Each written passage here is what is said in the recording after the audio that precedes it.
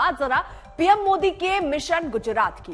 PM Modi का 2 दिन का गुजरात दौरा है, जिसमें वो 15,000 करोड़ से ज्यादा की परियोजनाओं का लोकार्पण और शिलान्यास करेंगे। आइए आपको जरा दिखाते हैं 2 दिन के दौरे में पीएम मोदी गुजरात को क्या क्या सौगात देने जा रहे हैं। डिफेंस एक्सपो 2022 का उद्घाटन प्रधानमंत्री नरेंद्र मोदी करने वाले हैं। दीसा में एयरफील्ड का शिलान्यास करने वाले हैं। स्वदेशी ट्रेनर एयरक्राफ्ट HTT-40 का अनावरण भी प्रधानमंत्री को करना है। जूनागढ़ में करीब 3,580 करोड़ की विकास योजनाएं जो हैं वो प्रधानमंत्री उसका भी आगाज करेंगे, शुभारंभ। आज राजकोट में 5,807 करोड़ की योजनाओं का शिलान्यास भी प्रधानमंत्री नरेंद्र मोदी को करना है।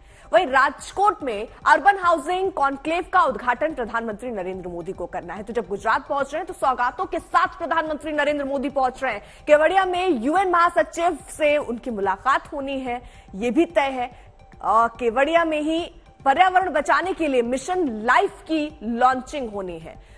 व्यारा में करीब 1,970 करोड़ की योजनाओं की शुरुआत प्रधानमंत्री नरेंद्र मोदी को करनी है। तो पीएम मोदी अब से कुछ देर में गांधीनगर में डिफेंस एक्सपो का पहले उद्घाटन करेंगे।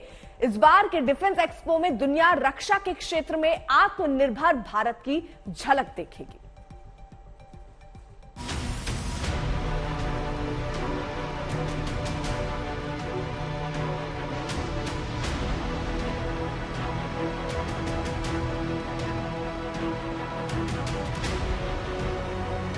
ये है आत्मनिर्भर भारत की शक्ति का प्रदर्शन। एक से बढ़कर एक मारक हथियार, रक्षा के साजो सामान जिसके लिए कभी हम दूसरे देशों पर निर्भर थे, वो अब अपने देश में बनने लगे हैं। तस्वीर देखिए, ये है 9mm अस्मी मशीन पिस्टल जो 60 सेकंड के भीतर 700 से 800 राउंड फायर कर नजदीकी लड़ाई में दुश्मनों के छक्के छुड़ा सकता है।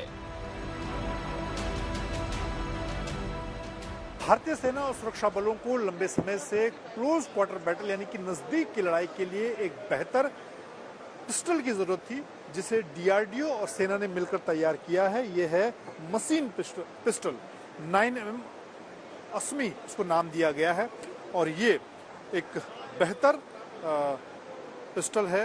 इस तरह से इसका इस्तेमाल हो सकता है। इसकी मारक क्षमता की अगर हम बात करें तो ये 1 मिनट के अंदर 700 से 800 राउंड फायर कर सकती है।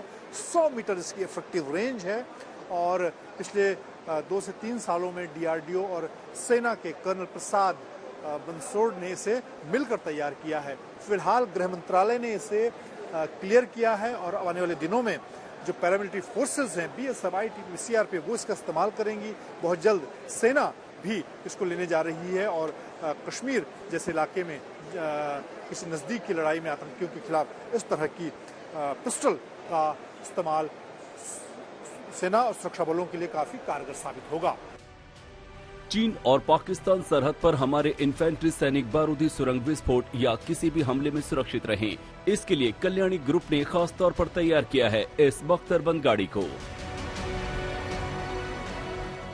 जम्मू कश्मीर से लेकर सरहद के इलाकों में आतंकी हमलों और दुश्मन के ऐसे हमलों से निपटने के लिए भारतीय सेना को ये माइन प्रोटेक्शन व्हीकल मिल चुका है। ये देश में बना हुआ माइन प्रोटेक्शन व्हीकल, ये खास गाड़ी हम आपको दिखा रहे हैं जो 16 किलोग्राम विस्फोटक, भारी विस्फोटक से सुरक्षा बलों का बचाव करती है, सेना कर्मियों का बचाव करती है। इस बख्तरबंद गाड़ी को 17,000 फीट की ऊंचाई पर इसकी ताकत को परखा जा चुका है। इसकी खासियत ये है कि इसे जरूरत पड़ने पर एम्बुलेंस में भी तब्दील किया जा सकता है। आप देखेंगे क्रू का प्रोटेक्शन, आप देखेंगे कि जिस तरीके की सहूलतें दी गई हैं और जो फैसिलिटी दी गई है, आपको बाहर आने की जरूरत नहीं है, आप अंदर से ही कर सकते हैं। आपके लिए गन पोर्ट्स हैं, आपके लिए सब तरीके का प्रोटेक्शन है और ये मल्टीपल रोल में आ सकता है। ये एम्बुलेंस बन सकता है। गांधीनगर में आयोजित डिफेंस एक्सपो में स्वदेशी कंपनी द्वारा बनाए गए नए गरुड़ गन सिस्टम को भी प्रदर्शित किया गया है, जो 17 से 18,000 फीट की ऊंचाई पर दुश्मन को निशाना बना सकता है। हवा में ही रास्ता बदलकर दुश्मनों को भेदने वाली ब्रह्मोस सुपरसोनिक क्रूज मिसाइल हो या फिर स्वदेशी Pinaka multi rocket system defence में भारत के मारक हथियारों का पूरा जखीरा मौजूद है। भगवान शिव के धनुष पिनाक के नाम से Pinaka multi rocket launcher system लंबे समय से भारतीय सेना का हिस्सा है और इसे सरकारी कंपनियां बनाती थी, लेकिन अब इसे प्राइवेट सेक्टर तैयार कर रहा है, क्योंकि मेक इन इंडिया के जरिए जो देश में की कंपनियां हैं वो इसको बना रही हैं, सेना को दे रही हैं, बल्कि अब विदेशों को भी इसका निर्यात होगा। हम Pinaka multi rocket launch system के 2 वर्जन आपको दिखा रहे हैं। ये इनहांस वर्जन है। अभी तक जो पिनाका रॉकेट सिस्टम था उसकी मारक क्षमता 35 किलोमीटर थी, लेकिन अब ये 45 किलोमीटर तक इसकी मारक क्षमता है। पीएम मोदी के मेक इन इंडिया और आत्मनिर्भर भारत की थीम पूरी तरह इस बार के डिफेंस एक्सपो में दिख रही है।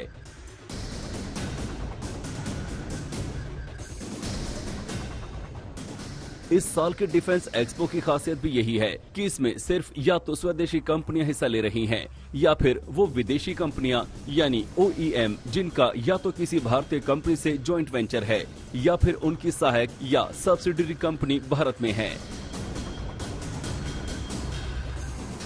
मंजीत नेगी, गांधीनगर, आज तक।